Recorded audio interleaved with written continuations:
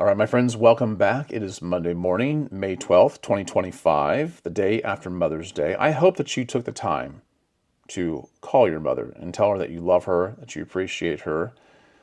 Hopefully you did that with the mother of your children, if you could, if circumstances allowed.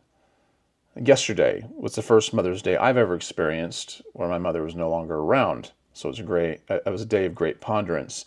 And I want to emphasize it would be wise for you to consider the inevitable. It's going to happen to all of us. It's nothing unusual, but it will hit you like a ton of bricks when the day comes. I would say to you, give some thought to it.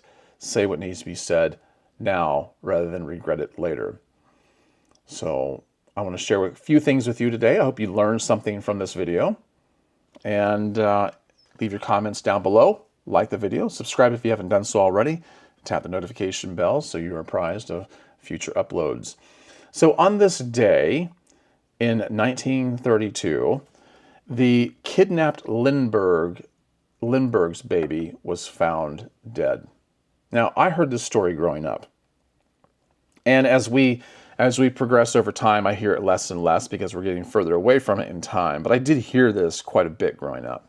Charles Lindbergh was the world-famous aviator, and he was kind of a rock star back in his day because he made the first transatlantic flight in a plane from Paris to New York in the spirit of St. Louis, which I believe is now housed in a San Diego Aviation Museum or something like that. I'm not really absolutely sure, but I believe it is. But he was a rock star back in his day, so to speak, before there were rock stars.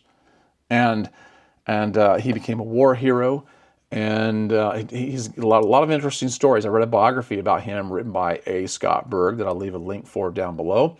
But this was the day that their kidnapped baby was found. Now, you may have never heard of this, but I'm going to share a story with you here about this, and I hope that it will make you think. I hope you learn something, if nothing else. So here's the story. It comes from history.com.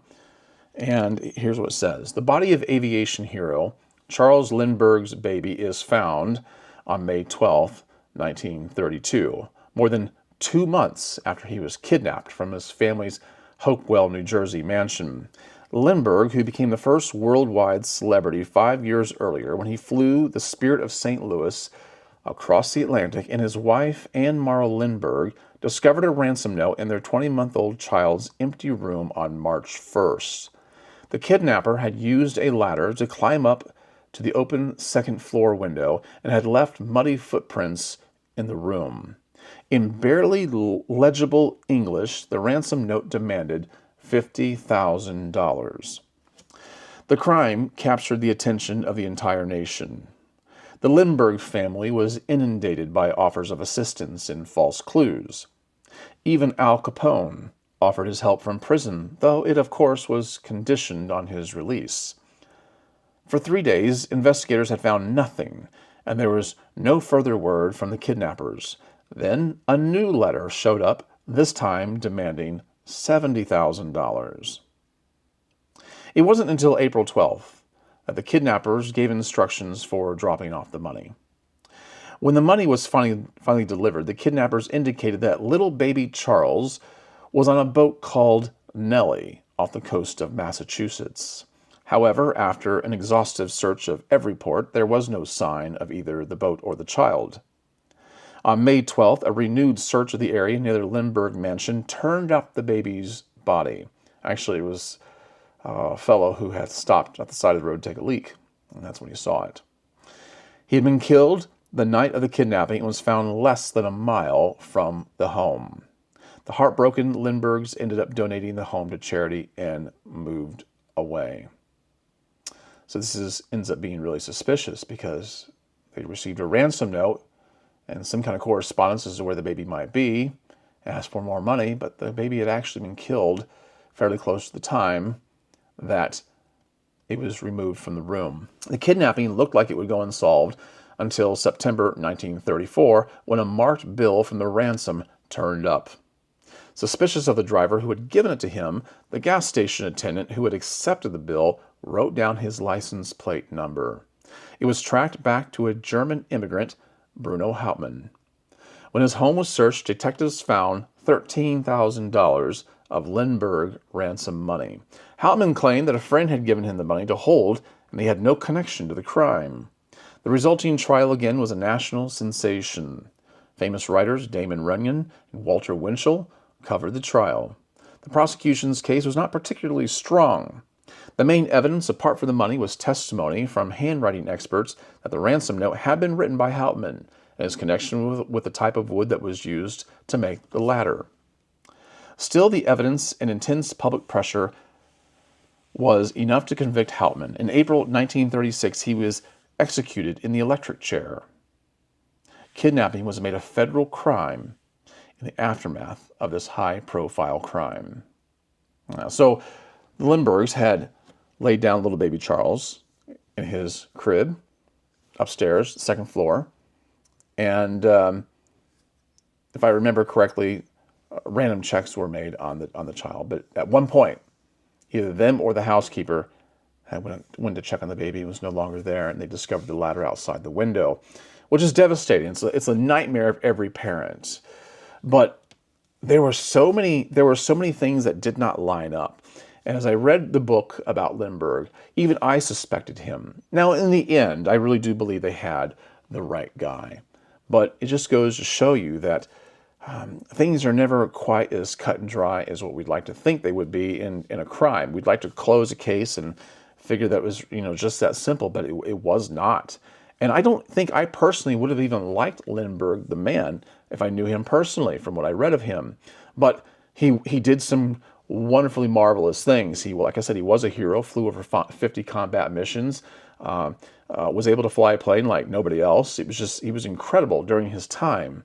But with a persona that big, and for something to counter it, a crime and a devastation and a loss so big like this is just unparalleled. And I really feel bad for the family. I really, really feel bad for Anne Morrow. I will tell you something interesting about this case that a lot of people don't know is that the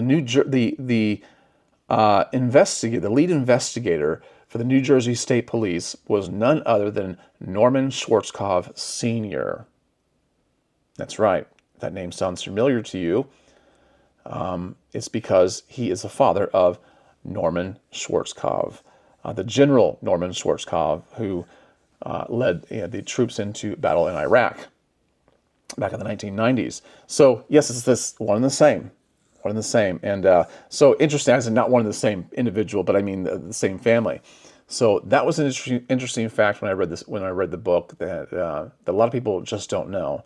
General Norman Schwarzkopf's father was a lead investigator in that case, which was one of the biggest cases ever to hit the American press.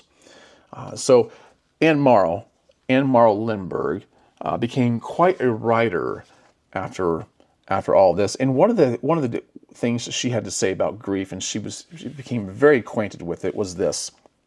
Here's a quote by her. She said, "In the end, one has to discard shields and remain open and vulnerable. Otherwise, scar tissue will seal off the wound, and no growth will follow. To grow, to be reborn, one must remain vulnerable, open to love, but also hideously open to the possibility of more suffering." So what a lot of people do is they clam up, they tighten up. And this is one of the problems that Charles Lindbergh himself had. This is one of the reasons why people suspected him, because he was very, very stoic about the whole thing, very unemotional. And it was found profoundly unusual that somebody would handle the kidnapping of their baby the way he did. He just didn't express any emotion, but this is just the way he was. It made me kind of not like him, and it made the American public not like him in so many ways. And we preach the virtues of Stoicism, but this is probably one of the pitfalls of it, is that, number one, it doesn't seem normal, because it's not normal to handle grief in this way. And that it's important to actually grieve things in a healthy way. We think, I don't want to hurt. I don't want to experience the profound levels of sorrow that goes along with things like this. So I'll toughen myself up. And what Anne Morrow was saying was, It's important to discard the shields, to remain open and vulnerable. Otherwise, scar tissue will seal off the wound. And what happens is we get to the point where we become unfeeling. And I know that's not what Stoicism is really all about. It's probably the last time I'll refer to it. But I'm just saying that we don't want to become unfeeling. It's not the answer to handling grief.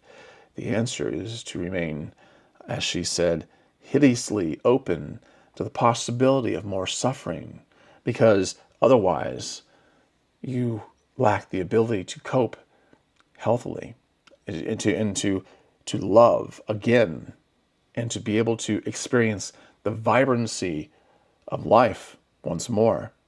And so I think this is the takeaway from all of this. And Marl suffered greatly through all of this. And I think it's important to look at something like this and ask yourself, how would I handle that if it happened to me? Well, it is challenging. My mother and father lost a daughter. It was an adopted girl named Heather Joanna in 1976. And I remember the night that my mother laid her down in her crib, and she went back to check on her hours later. Now, I don't know about hours later. I probably misspoke. My mother checked in on her quite often, and one time she went in there and Heather had passed away. And I'll never forget the sounds in the house and what that was like. I remember people coming over, and I was only 6 years old at the time. I remember people coming over and trying to comfort my parents, and even they were sorrowful. And I remember as a little boy, I used to love to read comic books, and that's what I got joy out of. And so I went to my room and got my books and my comic books, and I bring it out to people and put them on their lap and said, I would say, read this. It'll make you feel better. I remember doing that. It was so, but that was a night of, the sounds in the house were hard, and it really challenged my parents' marriage quite a bit, as it did with Charles and Anne Lindbergh. It was something that really drove a wedge between them. But I don't think it was because she wasn't willing to deal with it, but rather because he did not deal with it in a way that was conducive for the both of them. And so I would say learn how to handle your grief and your sorrow. Think about this ahead of time. Don't wait for it to happen. It will happen. Something will occur. I know it's not what you want to hear, but remind yourself it's okay to feel all these things, to express the emotions. Do not let scars cover the surface of your grief and leave you unfeeling. All right. I hope that's meant something to you. I had no idea that's where this video was going to go, but I guess that's the topic of the day. I hope you've enjoyed this as much as you can. I don't want every video to sound like this, but it seemed apropos because this is what happened on this day in history. All right. I hope you guys got something from that. Leave a comment down below like I've asked. I want to hear from you. Share this with somebody else that needs to hear it. All right, guys. I'll catch you on the next one. In the meantime, be wise.